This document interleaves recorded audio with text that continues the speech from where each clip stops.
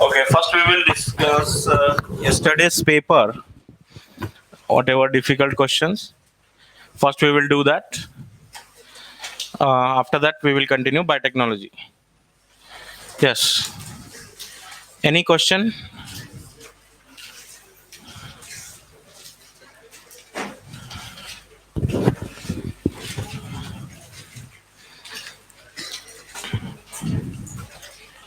Give that paper.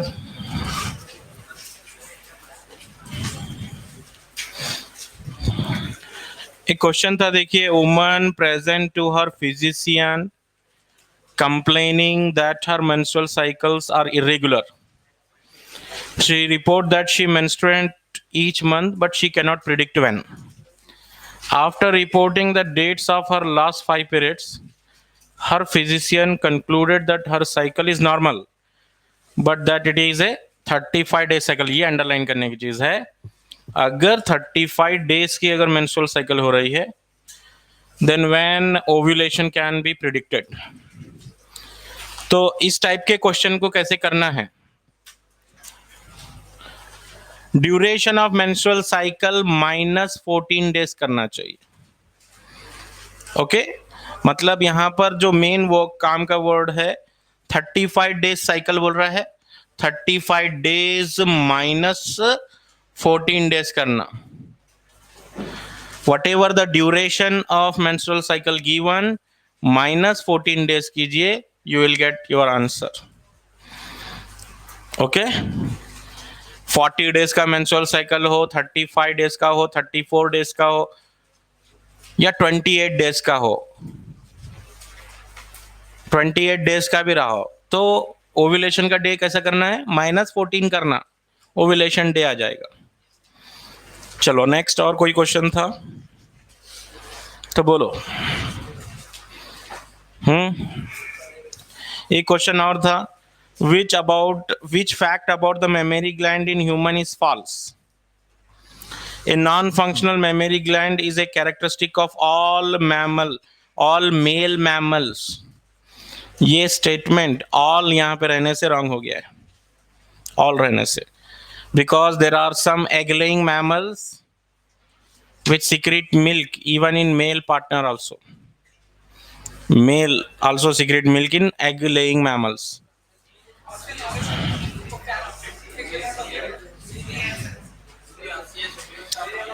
और दूसरे option देख रहा हूं, एक फॉल्स, ज्यादा फॉल्स कौन सा हो रहा है? Wrong. It is a glandular tissue containing fix amount of fat. ये तो 100% रॉन्ग हो जाता है.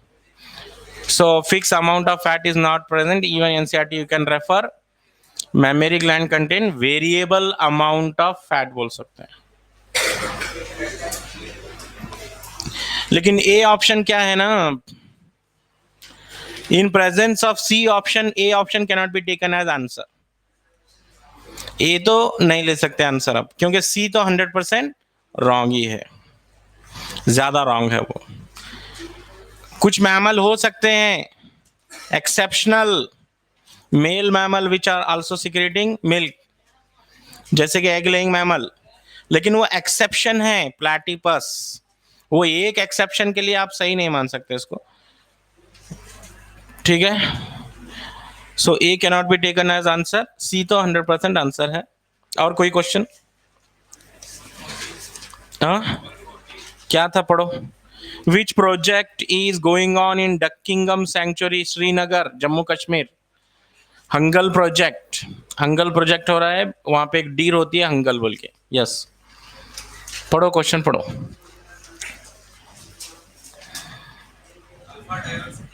अल्फा डाइवर्सिटी क्या है?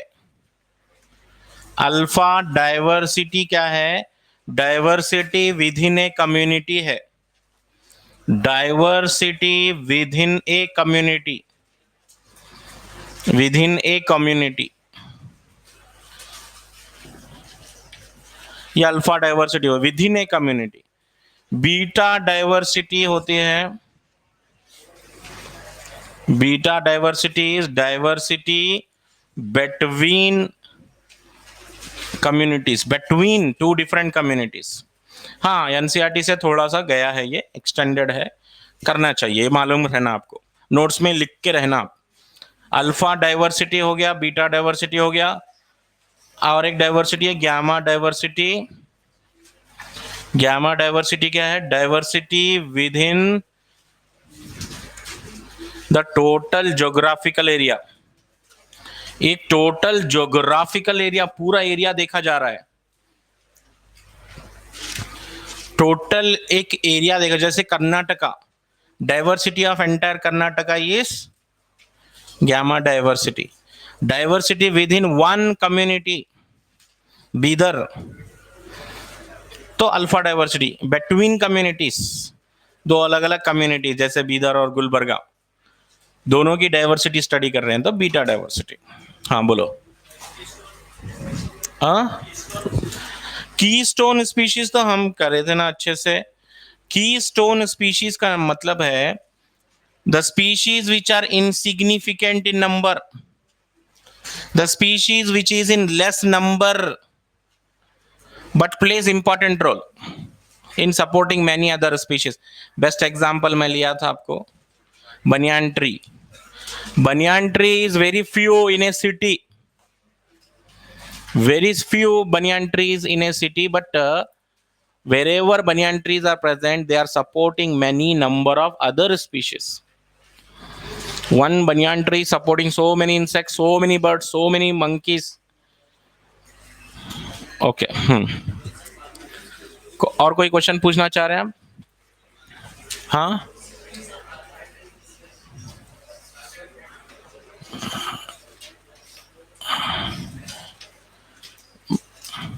बोलो, पढ़ो, पढ़िए।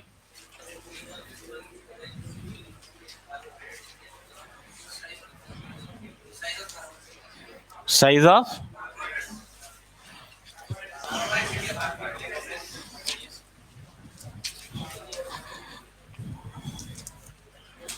okay, correct sequence if carbohydrate in the order of increasing complexity of chemical structure.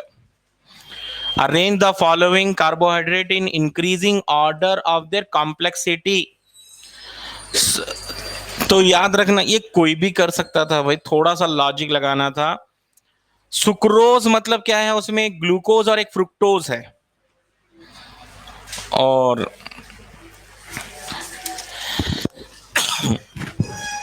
Triose मतलब 3 कार्बन, ट्रायोज मतलब 3 कार्बन शुगर, ये तो सुक्रोज से भी छोटा होगा। सुक्रोज मतलब ग्लूकोज प्लस फ्रुक्टोज, ग्लूकोज के 6 कार्बन, फ्रुक्टोज के 6 कार्बन, ट्रायोज बड़ा, ग्लूकोज बड़ा। ग्लूकोज इज लार्जर, सुक्रोज उससे भी larger. Triose is having only 3 carbon, so triose से बिगिन करो। दो ऑप्शन ट्रायोज से बिगिन हो रहे हैं, ट्रायोज माल्टोज या ट्रायोज ग्लूकोज। ट्रायोज के बाद ग्लूकोज लेना। माल्टोज कैसा है? माल्टोज बोलते ग्लूकोज प्लस ग्लूकोज, ठीक है। अब माल्टोज बड़ा या ग्लूकोज बड़ा? माल्टोज। आपको असेंडिंग ऑर्डर में लिखना है, इंक्रीजिंग कॉम्प्लेक्सिटी, तो ट्रायोज के बाद ग्लूकोज, ग्लूकोज से बड़ा माल्टोज, माल्टोज से बड़ा ऑलिगोसैकेराइड, ऑलिगोज से बड़ा स्टार्च, स्टार्च लास्ट में आना चाहिए। हाँ,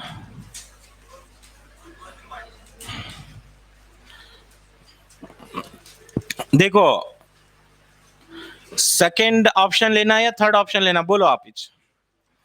सेकंड ऑप्शन, थर्ड ऑप्शन में क्या बताया? Triose glucose. ग्लूकोज ज्यादा सिंपल है या माल्टोज ज्यादा सिंपल है? ग्लूकोज।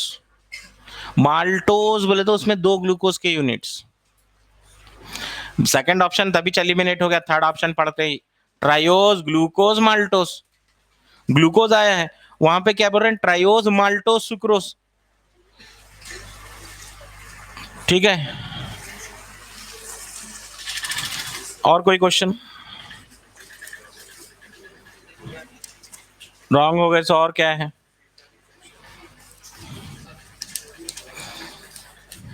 डस्टर, हाँ,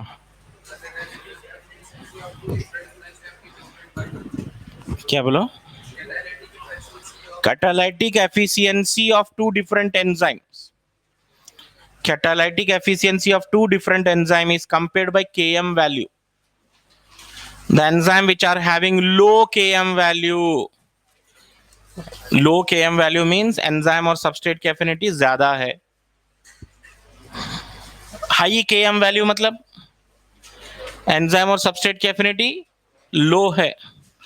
So catalytic efficiency of two different enzyme can be compared by Km values. और एक क्वेश्चन मैं यहाँ पे दे देना चाह रहा हूं आपको. Essential amino acids, amino acids को हम दो ग्रुप में डिवाइड करें, essential, non essential. Essential, non essential. Essential and non essential में which is not important for us, which is not essential for us? Both are essential for us, both are important for us. Essential amino acid is also important, non-essential amino acid is also important, both are equally important. फिर ऐसा बोले क्यों है? Essential amino acid means supplied through diet. ये आपको food से मिल रहे हैं, आप जो डाइट ले रहे हैं, फूड ले रहे हैं, उससे मिल रहे हैं. Supplied through diet. And non-essential amino acid synthesize in our body, synthesize in our body बोलना है उसको. ठीक है. Now essential amino acid कौन कौन से हैं? Private Tim Hall. Essential amino acid याद रखने के लिए ट्रिक है, private Tim Hall. P for phenylalanine बोल के जो अमाइनो एसिड है वो एसेंशियल है. Valine is essential. Threonine is essential. Threonine is essential. Tryptophan is essential. Isoleucine, I for isoleucine is essential. Methionine, M for methionine is essential. Histidine is essential. Arginine, lysine and leucine. 10 amino acids हो रहे हैं. 10 amino acids को हम क्या बोलने वाले हैं? Essential amino acid बोल रहे हैं. They are all supplied through your diet. ये essential amino acid. Which of the following is not essential amino acid? ऐसा क्वेश्चन भी एक्सपेक्ट कर सकते हैं. Not essential. इवन केमिस्ट्री में भी काम आते हैं. एसेंशियल अमाइनो एसिड याद भी करे होंगे आप. हाँ, अर्जिनाइन और अर्जिनाइन के ऊपर एक स्टार मार्क लगा दो और हिस्टिडीन के ऊपर एक लगा दो. अर्जिनाइन और हिस्टिडीन को हम जो है सेमी एसेंशियल कैटेगरी में रखें.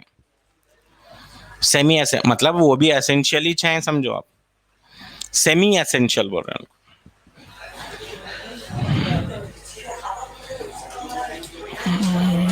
मतलब इनको भी एसेंशियल में रख सकते हैं आप, क्योंकि सेमी एसेंशियल है. ओके, ये क्वेश्चन के लिए रेडी रहिए आप. Which of the following is essential, non essential?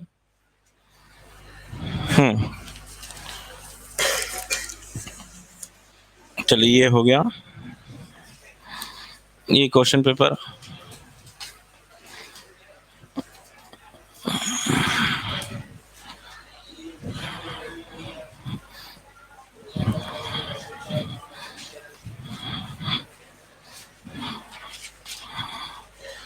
So now we will continue with competent host cell. Competent host cell in biotechnology. Competent host cell biotechnology में what is mean by competent host cell? देखो, ability of a host cell, ability of a host cell to receive foreign DNA. to receive foreign DNA.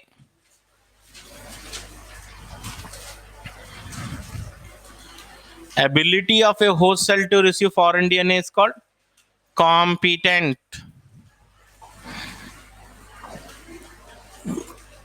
एक host cell जो है ना foreign DNA receive करता है, that ability of a host cell to receive foreign DNA is called competent बोलते हैं उसको. Okay. And DNA is a hydrophilic molecule और hydrophobic molecule. DNA is a hydrophilic molecule. Charge है ना DNA पर, negative charge है. Negative charge molecule कैसे रहते हैं? हाइड्रोफिलिक होते हैं, water loving. DNA is a hydrophilic molecule, so it cannot pass through. So it cannot pass through easily plasma membrane. So it cannot pass through the plasma membrane easily because DNA कैसा molecule है? Hydrophilic molecule है, negatively charge molecule है, water loving molecule है DNA. So it cannot pass through easily plasma membrane because plasma membrane is made up of lipids. और जो water loving substances हैं वो lipid से क्या करते हैं? लिपिड से हेट करते हैं. And plasma membrane is made of lipids. Plasma membrane is made of lipids. So hydrophilic molecule cannot pass through the plasma membrane easily because plasma membrane is made up of lipids. Because plasma membrane made of lipids. आसान बात तो नहीं है foreign DNA को host cell में भेजना, human के DNA को बैक्टीरिया में ट्रांसफर करना या बैक्टीरिया के डीएनए को प्लांट में ट्रांसफर करना. It is not easy task, it is a difficult task. Why it is difficult task? Because plasma membrane is made of lipids and DNA is hydrophilic molecule. Are you following this? Understood? DNA क्या है? Charge molecule है. Charge molecule cannot pass through the plasma membrane easily because plasma membrane is made of lipids. So then how to make the host cell competent? So we have to make the host cell competent. Host cell can be made competent. ऐसा कुछ modification कीजिए. Host cell should be ready for accepting foreign DNA. Host cell है ना, foreign DNA receive करने के लिए ready रहना चाहिए. ऐसा कुछ करना है. Host cell can be made competent by following ways. Number 1, heat shock method बोल रहे हैं इसको. Heat shock method. इसमें क्या करना है? Bacteria plus rDNA plus calcium. Calcium ले लीजिए या कैल्शियम क्लोराइड भी ले सकते हैं, या कैल्शियम डाइवेलेंट कैटायन ले लीजिए. ओके, डाइवेलेंट कैटायन ले लीजिए. Bacteria plus R, that means we want to make DNA enter into bacteria. Bacteria में डालना है हमारे को rDNA. And bacteria can not accept rDNA. क्या आपका सेल जो है वेलकम करेगा कौन से भी डीएनए को? वेलकम तो नहीं करेगा. We have to modify the host cell and for that purpose bacteria plus rDNA plus calcium kept in ice followed by 42 degrees Celsius followed by ice. समझ गए? ice 42 ice. ऐसा टेम्परेचर शिफ्ट करने से क्या होता है? It creates transient pores. Transient pores in bacterial cell through which rDNA enters. Through which rDNA enters. वहां से rDNA enter हो जाएगा. This is the procedure. Heat shock method बोले इसको, हीट शॉक मेथड। सो कंपल्सरी हीट शॉक में क्या चाहिए आपको, एक डाइवेलेंट कैटायन की जरूरत है, एक डाइवेलेंट कैटायन, जैसे कि कैल्शियम यूज कर सकते हैं। It create transient pores, transient मतलब टेम्पोररी पोर्स बनते हैं बैक्टीरियल सेल में, नॉट परमानेंट पोर्स। वो टेम्पोररी पोर्स बनते ही अंदर चले जाएगा आरडीएनए, एंड देन फिर एक बार क्लोज हो जाते हैं वो pores. This is called heat shock method. Transient मतलब टेम्पोररी पोर्स बन रहे हैं बहुत शॉर्ट टाइम के लिए, परमानेंट नहीं है। This method is suitable for bacteria, it is not suitable for plant, it is not suitable for animal, it is suitable only for bacteria, याद रखेंगे। Heat shock is suitable only for bacteria. Statement के लिए ready रहना हम, heat shock method is perform for bacterial cell, heat shock method involve usage of divalent cation like calcium which make transient pores, ठीक है। It involve subsequently shifting temperature from ice to 42 degree Celsius again followed by ice. ये कुछ भी ऐसे statement बना के change कर सकता है, जैसे फर्स्ट आइस फिर 50 डिग्री बोल सकता है, रॉन्ग, 50 नहीं 42 फिर आइस है। स्टेटमेंट के लिए रेडी रहना। Next, second method of making host cell competent. Competent का मतलब समझे आप, कॉम्पिटेंट का मतलब है accepting foreign DNA. How to accept the foreign DNA, heat shock method से। Now another method is micro injection. Micro injection suitable for animal cell, yes, ये animal cell के लिए सुटेबल है, it is not for plant cell, not for bacterial cell, it is suitable for animal cell. Take the animal cell, take the animal cell and take the microneedle. क्या use करना है, micro needle use करेंगे।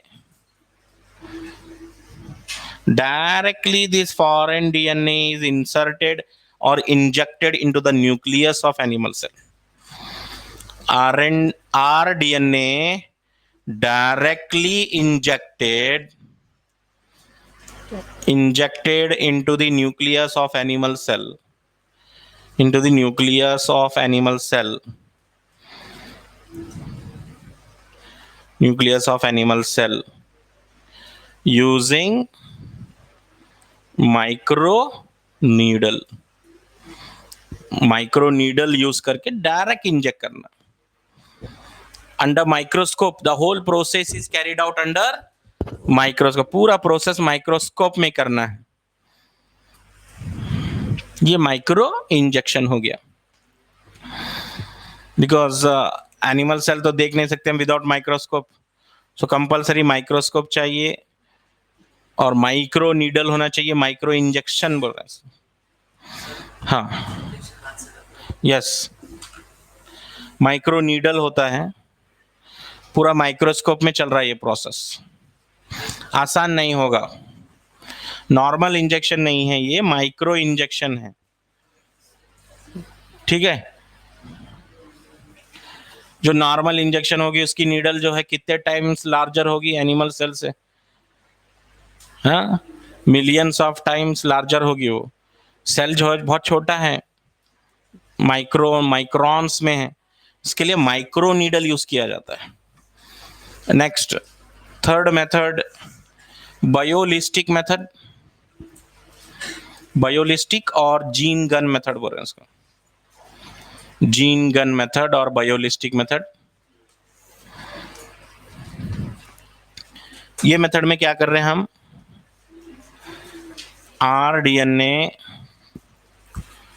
Coated on gold और tungsten gold और tungsten particles, समझे? Gold या tungsten के particles लेना, इतने छोटे पार्टिकल लेना, नैनो पार्टिकल्स। गोल्ड और टंगस्टन के नैनो पार्टिकल, बहुत छोटे पार्टिकल, उसके ऊपर आरडीएनए रखना है, गोल्ड और टंगस्टन पार्टिकल के ऊपर। Then these particles are bombarded with high velocity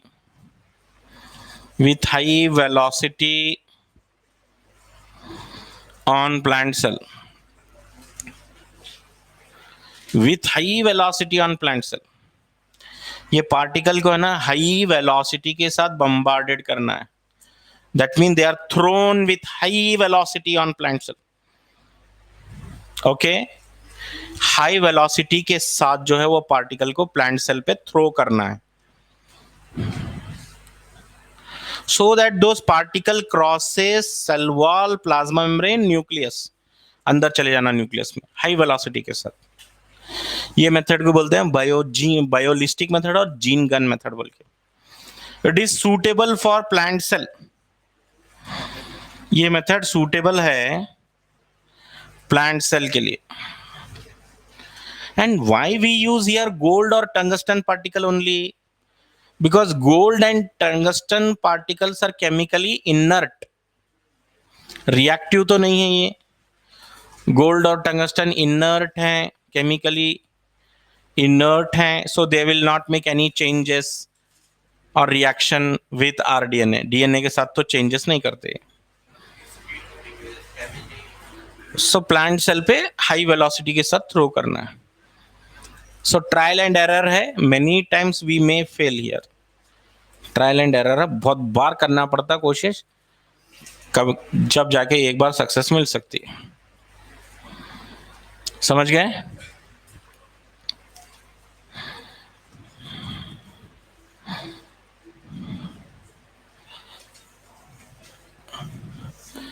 For doing all this trial and error experiment, what is required?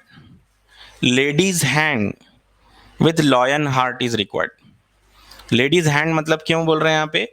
Ladies hand मतलब लेडीज क्या है, ज्यादा पेशेंट रहते हैं, ज्यादा पेशेंस होता है उनके पास, सबर कर सकते हैं वो, एक्सपेरिमेंट फेल हो गया तो भी रेडी रहते हैं वन मोर टाइम एक्सपेरिमेंट करने के लिए।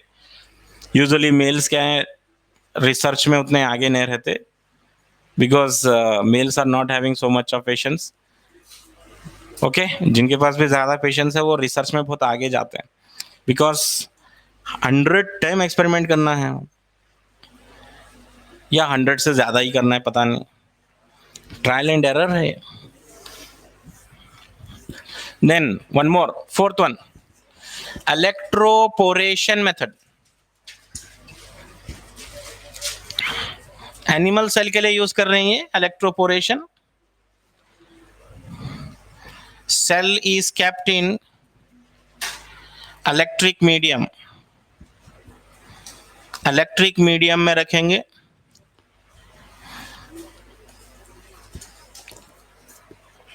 High voltage make transient pores in plasma membrane। High voltage current देना तो क्या होता, वहां पे प्लाज्मा मेम्ब्रेन में पोर्स बन जाते हैं, through which rDNA introduced, through which rDNA introduced.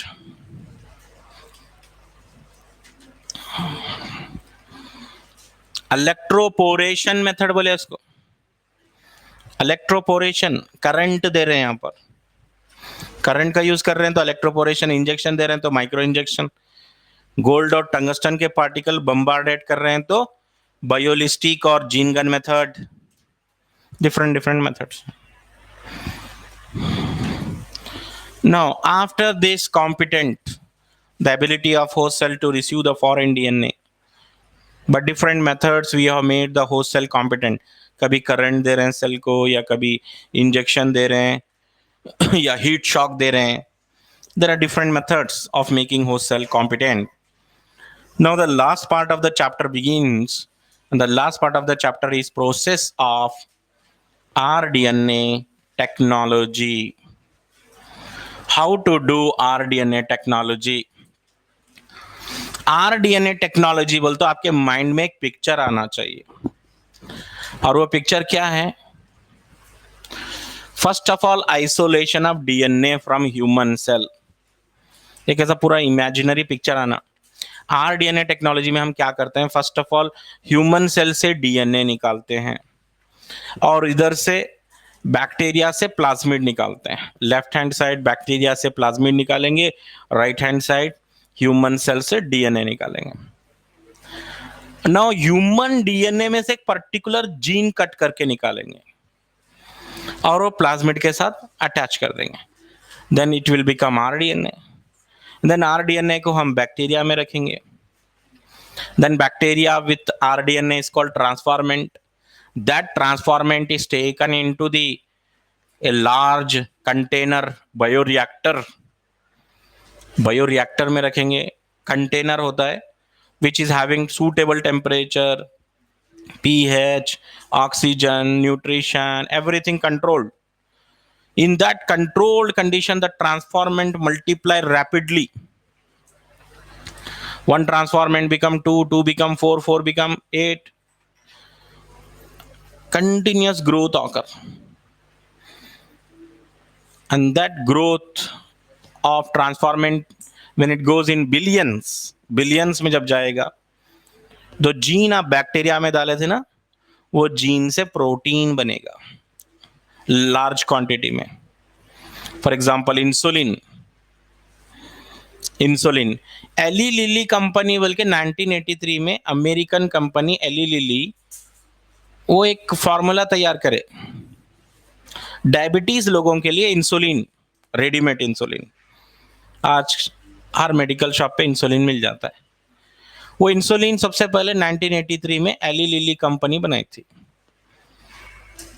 वो क्या करे थे? ह्यूमन डीएनए में से इंसुलिन बनाने वाली जीन आइसोलेट करके प्लाज्मिड में लगा के, प्लाज्मिड को बैक्टीरिया में डाल के, फिर बैक्टीरिया को बायोरिएक्टर में रखे। बायोरिएक्टर में वो बैक्टीरिया मल्टीप्लाई हुआ in million billions, and then all the bacteria, when it goes in billions, they produces small quantity of insulin। वो इंसुलिन एक्सट्रैक्ट कर लेना बैक्टीरिया से, फिर नेक्स्ट राउंड ऑफ ग्रोथ के लिए रेडी रहना। ऐसा जो है इंसुलिन लार्ज क्वांटिटी में बनाए। ठीक है, सो ये process of rDNA technology very important है। तो इसको हम समराइज करें तो पहला स्टेप क्या होता है आरडीएनए टेक्नोलॉजी में? Isolation of genetic material. Isolation of genetic material, first step. Isolation of genetic material क्या करना है भाई एक्सपेरिमेंट में, स्टेप में? Isolation of genetic material, DNA is called genetic material. To isolate the DNA, सबसे पहले क्या करना है आपको? To isolate the DNA, first of all cell membrane और सेल वॉल इज ब्रोकन, है ना? डीएनए निकालना है सेल से बाहर, क्या करना? पहले सेल वॉल ब्रेक करना पड़ेगा ना आपको। हाँ, इसीलिए क्या कर रहे हैं, प्लांट सेल को किसके साथ ट्रीट करेंगे? Plant cell treated with cellulase. Plant cell treated with cellulase. Bacterial cell से अगर आपको डीएनए निकालना है तो bacterial cell treated with lysozyme, it break down the cell wall of bacteria। Plant cell को सेलुलेस से ट्रीट करे, बैक्टीरियल सेल को लाइसोजाइम से ट्रीट करेंगे। और अगर फंगस से डीएनए निकालना है आपको, fungal cell treated with chitinase. Chitinase enzyme, fungus cell treated with chitinase. Animal cell से अगर आपको डीएनए निकालना है तब क्या करना है? Yes, DS, sodium dodecyl sulphate, ये एक डिटर्जेंट होता है, sodium dodecyl sulphate. Animal cell से अगर डीएनए निकालना है तो फर्स्ट आपको प्लाज्मा मेम्ब्रेन ब्रेक करना होगा, and for that purpose we use sodium dodecyl sulphate animal cell से। अगर प्लांट सेल से डीएनए निकालना है तो सेलुलेज यूज करेंगे। बैक्टीरियल सेल से डीएनए निकालना है तो लाइसोजाइम यूज करेंगे। Okay, next. So somehow the DNA is isolated, but DNA is associated with so many impurities. Cell के अंदर डीएनए मिक्स होता है, प्रोटीन के साथ मिक्स होता है, लिपिड के साथ मिक्स होता है, correct? impurities like RNA is removed by using ribonuclease, underline करना, ribonuclease, and protein impurities are removed by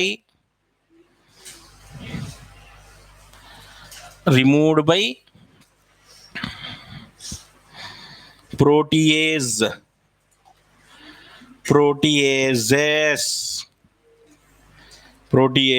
जो यहाँ पे कंफ्यूज कर सकता है आपको, plant cell treated with cellulase बोला मैं, एग्जामिनर क्या कर सकता है? सेलुलोज लिखता है।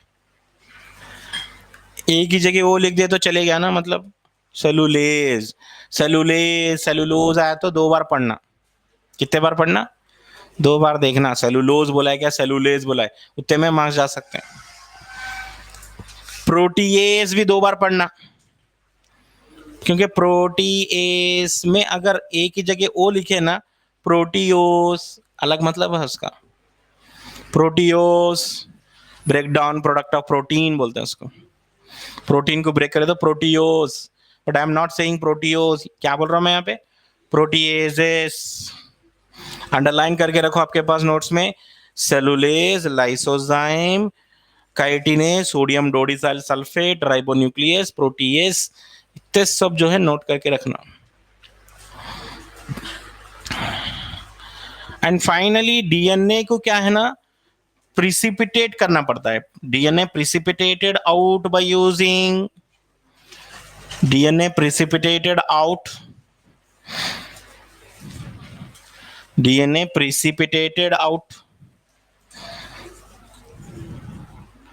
by using chilled ethanol।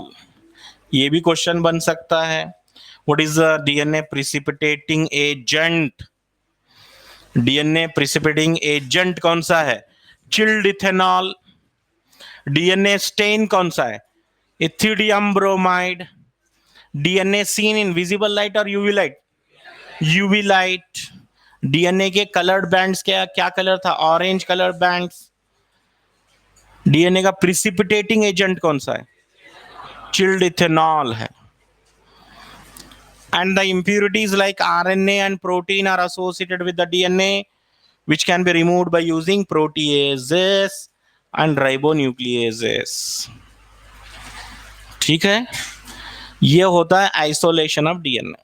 Now DNA is isolated. अब डीएनए आइसोलेट करने के बाद कैसा दिखेगा? You can see the diagram in your book. Side में एनसीईआरटी में एक डायग्राम बनाया है। This is a test tube. In that test tube you can see this is chilled ethanol added. जैसे ही चिल्ड इथेनॉल ऐड करे तो DNA ऐसा प्रिसिपिटेट हो जाता है। Precipitated DNA, precipitated DNA। The process of taking out precipitated DNA, अब बाहर निकालना है precipitated DNA को। The process of taking out precipitated DNA is called spooling। What is spooling? The process of taking out precipitated DNA. So if you take out the precipitated DNA, what do you call that process? Spooling. Spooling बोलेंगे उसको. Spooling. Spooling means taking out by using a spoon, like that. Spooling. Yes. DNA को कोई colour नहीं होता है. DNA is colorless. That's why we have added the DNA stain. Ethidium bromide we have added. Agarose gel electrophoresis में what is the stain we added? Ethidium bromide. That time it acquire orange colored bands. ठीक है. Spooling के लिए भी ready रहिए. Spooling नहीं पूछा अब तक क्वेश्चन में. स्पूलिंग नहीं पूछा है. Next, second step of rDNA technology is cutting of DNA. Cutting of DNA at specific sites. Cutting of DNA at specific sites. Take out the isolated DNA. Suppose this is the isolated DNA. Spooled out DNA. Spooling करने के बाद DNA आया है. Now this DNA is treated with Ren enzymes. You know all Ren enzyme? Ren enzymes are called molecular scissors. They are used to cut the DNA. They are used to cut the DNA of various fragments, some larger fragments and some smaller fragments, various fragments, DNA fragments. How you are going to confirm that DNA is cutted or not cutted? Progression of the restriction digestion. What is restriction digestion? Breakdown of DNA into fragments by using Ren enzyme is called restriction digestion. अब मुझे ये बताइए restriction digestion completed or not completed, how you are going to confirm it? By performing gel electrophoresis. That is going to be very important. Progression of restriction digestion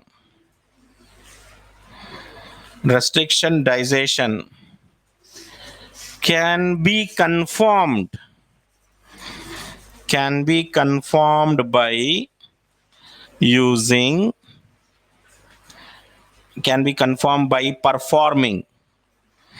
by performing agarose gel electrophoresis. By performing agarose gel electrophoresis.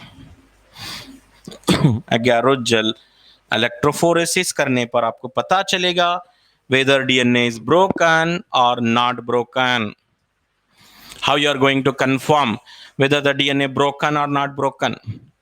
By performing agarose gel electrophoresis. And you know agarose gel means it is just like this, and agarose gel is having negative electrode one side, positive electrode another side, and DNA fragments are separated according to their sizes. ठीक है. So what is restriction digestion? Number 1 point. If you don't know, take down. Already लिखे हम. Restriction digestion means the process of cutting DNA into various fragments. DNA into various fragments is called restriction digestion. And after that, DNA is digested or not digested. That can be confirmed by agarose gel electrophoresis. कल question भी था देखो paper में. Digested DNA gives many fragments. Undigested DNA give only one fragment. ठीक है. And here you should know agarose. Agarose is a polymer. Agarose is a polymer obtained from seaweeds. Seaweeds, red algae. कौन कौन से? Gelidium ग्रासिलेरिया, first year में पढ़े थे। Gelidium ग्रासिलेरिया बोल के सीवीड्स हैं ये। सीवीड्स बोल दो red algae. Seaweeds are nothing but red algae. ठीक है। Agarose is a polymer obtained from seaweeds, Gellidium gracilaria। और दूसरा पॉइंट क्या है?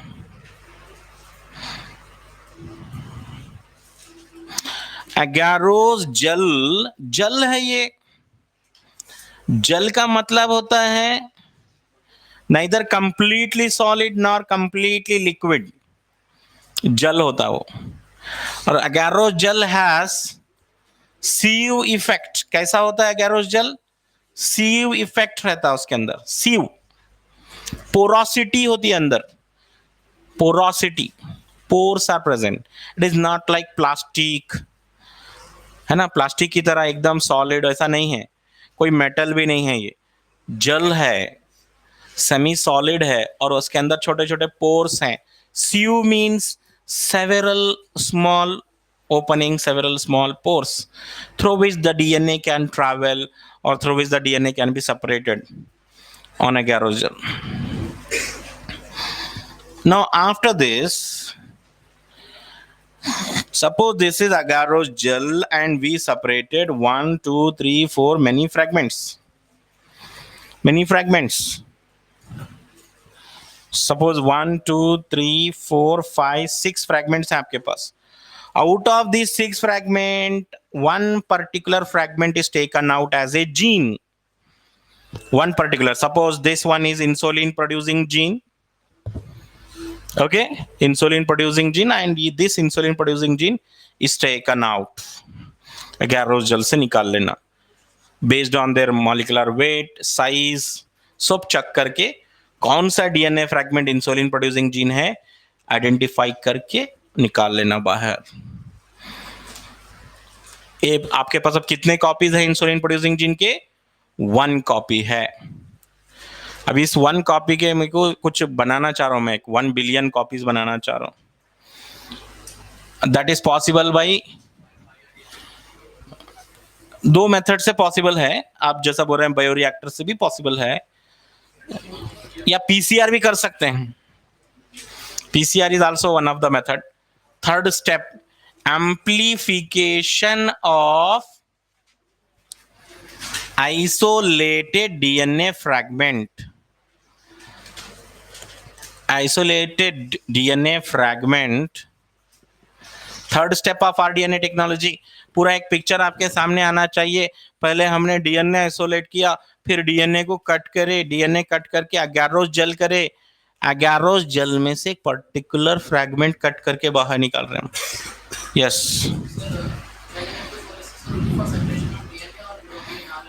Yeah, electrophoresis can be used. Electrophoresis is a technique of separating any charge molecule. कौन से भी charge molecule को सेपरेट कर लो आप। चार्ज मॉलिक्यूल, अब प्रोटीन को भी चार्ज होता है ना भाई, प्रोटीन भी सेपरेट कर लो, डीएनए भी सेपरेट कर लो। इलेक्ट्रोफोरेसिस सिर्फ डीएनए के लिए है बोलना गलत है। Electrophoresis can be used for separating any charge molecule. Separation based on color, chromatography. Separation based on charge, electrophoresis. Separation based on density, centrifugation. है ना, अलग अलग तरीके से सेपरेट करने के प्रोसेस होते हैं। Amplification of isolated DNA fragment up. Amplification of isolated DNA fragment by in vitro method.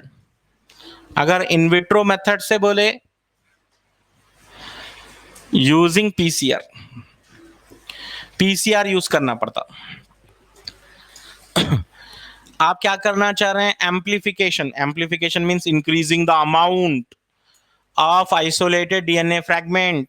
So you isolated one particular DNA fragment, and that DNA fragment you want to make its multiple copies by what method? In vitro. In vitro का मतलब क्या है? Outside, outside the host cell. We are not using here any living cell. आपके पास DNA fragment है, इसको हम PCR machine में लोड करेंगे और पीसीआर से आप एम्पलीफाई कर सकते हैं by in vitro method outside the host cell using PCR. तो पीसीआर का पूरा प्रोसीजर याद रखना पड़ता है। पीसीआर क्या है? So PCR, polymerase chain reaction, polymerase chain reaction, also called thermal cycler,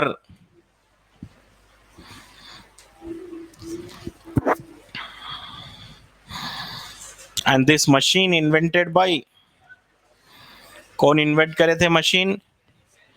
invented by Kary Mullis.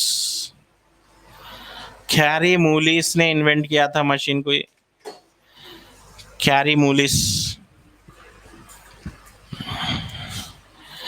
And we will see the procedure of PCR next class.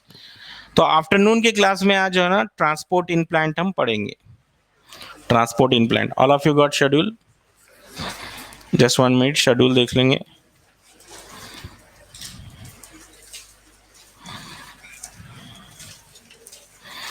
इस बार जो शेड्यूल में देखिए बेहतरीन शेड्यूल है। इस टाइम कमिंग वीक जो exam होगा biotechnology principle and process, biotechnology principle and process रहेगा, फुल चैप्टर।